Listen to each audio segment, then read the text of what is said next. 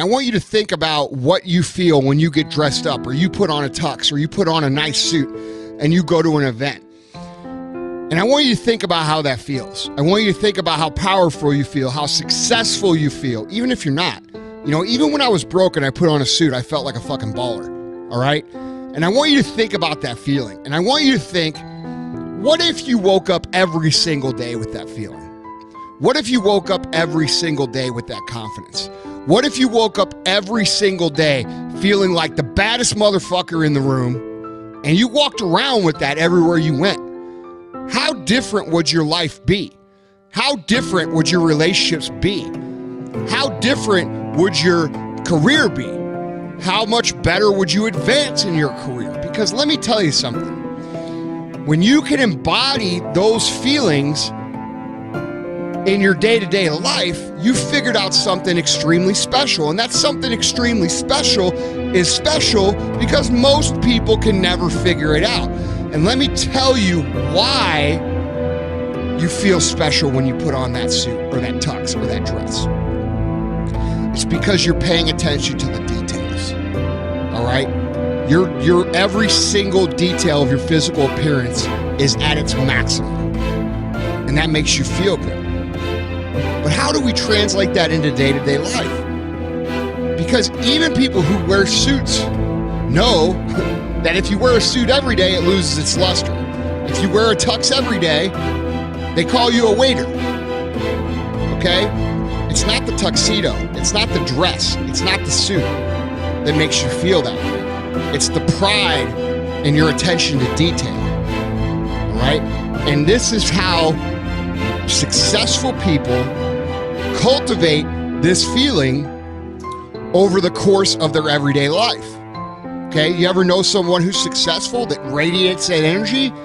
Who radiates that energy whether they're wearing a tuxedo or whether they're wearing sweatpants and a sweatshirt like I'm wearing right now? I'm gonna tell you how. And this is one of the most powerful things that you'll ever cultivate in your life. You have to understand that you feeling that way is a direct reflection of how you're living up to the standards that you know in your heart you hold for yourself. If you miss a workout, if you miss meals, if you do a half-ass job at your work, if you do a half-ass job at home, guess what? You are not going to have that crazy feeling of superpower, all right? But here's the good news. It's very easy to cultivate this. It starts when you get up in the morning. It starts with taking pride in your appearance. It starts with taking pride in your job. It starts with taking pride in your discipline that you know you need to have to become the person that you want to be.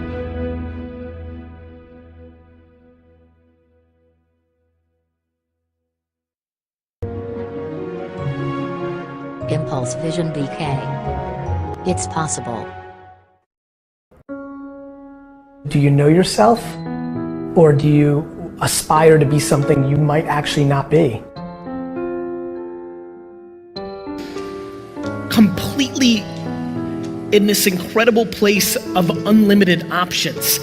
I just struggle with people's inability to have perspective on where they sit in opportunity in a 7.7 billion person world. The quickest and easiest way to get to do what you want while paying your bills is to start sacrificing leisure and other things and start focusing on monetizing the thing that you want to do in the future.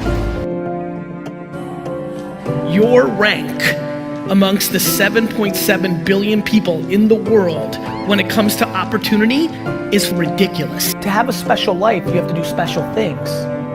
And that usually means putting in the work and loving it. You take your advantages. Some advantages are experience. Some advantages are youth. Please factor in what the world's going to be like in 2019 to 2025 versus looking at what the world was like 2009 to 2015. Way too many decisions by way too many people are being made by factoring in the past without anticipating the future. Forget about Benzes and shoes and homes and planes. The ROI of life is not money, it's being happy. And when I look at the people that I see that are happy, regardless of their income levels or success or fame or notoriety or money, so much of that is completely predicated on the fact that either their parenting or circumstance helped them have actual perspective to what the hell is going on in here. Do you know what I wish for all of you 25-year-olds in here? That you knew how young you feel at 40. News alert, you're gonna kind of feel exactly the same. I don't think there's anything wrong with chasing money. I just think that it's usually the quickest way not to get it. I am remarkably stunned by the lack of accountability in our society. Everything wrong at VaynerMedia, anything that ever happens, any piece of content, anything that ever happens in my life, 100% is my fault. And let me tell you what happens with accountability. You get real happy. When you feel that there's no other source controlling your all of a sudden it gets happier. Your ego and your insecurity doesn't want to take the L. You don't want to admit that you've fucked up. Because for some reason, so many of you are living your lives based on other people's opinions. And that is crippling.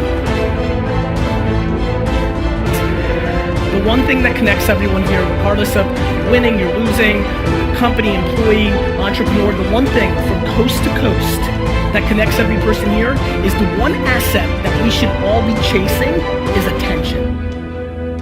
Before you achieve anything, whatever the hell you came here for, when you go and output to try to create your business, run for mayor, raise money for a nonprofit, no matter what you do, no matter what you try to accomplish, when you leave this conference, the one thing that you should be chasing is people's attention. Before you can accomplish selling a sneaker or a cookie or a t-shirt or insurance or whatever you do, you need somebody's attention to tell them. Then your message has to be on point enough to commit them into doing what you'd like. Attention, my friends, is the asset. Nothing else is important to me besides attention.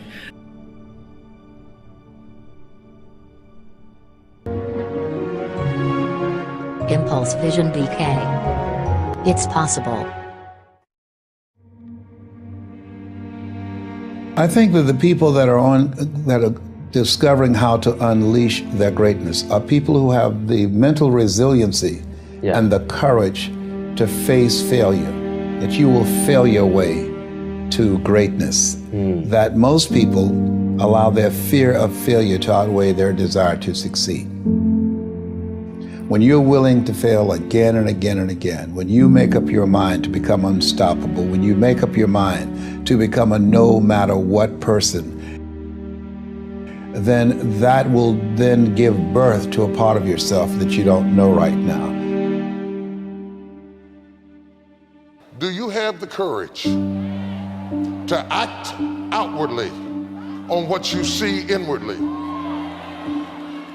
Or will you die a dreamer? Will you die on the verge and on the edge and in the land of coulda, woulda, and shoulda?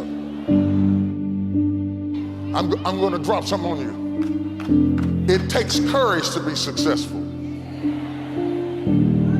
It is far easier not to be successful. Misery will always have company. Success breeds contempt. If you don't want to make waves, be mediocre, be normal, and fit in. And if you're more concerned about people than you are God, then neutralize everything He put in you. Just fit in with everybody else. Dress like them, walk like them, act like them, eat like them, go where they go, think like they think, do what they do. And once you've neutralized your uniqueness, you don't need courage. It takes courage to be different. It takes courage to be exceptional. It takes courage to be wise. It takes courage to be rich. It takes courage to be educated. It takes courage to be knowledgeable. Because the moment you do, but you don't talk like, oh, you done forgot where you came from. Look at you, it takes courage. And I'm just wondering, in this weak, watered down, mediocre society that we live in today, in this reality TV world we live in today, I'm wondering if there's anybody left that's got the courage to say, after all I've been through, and all my ancestors have been through, and all my parents have been through, I didn't come through all of that just to fit in with normalcy. I have the courage to go after my dream and stand for the Lord. It takes courage to get you outside of the box. It takes courage to be successful. It takes courage to win. People don't talk about people that don't win. If you win, they're going to talk about you. Do you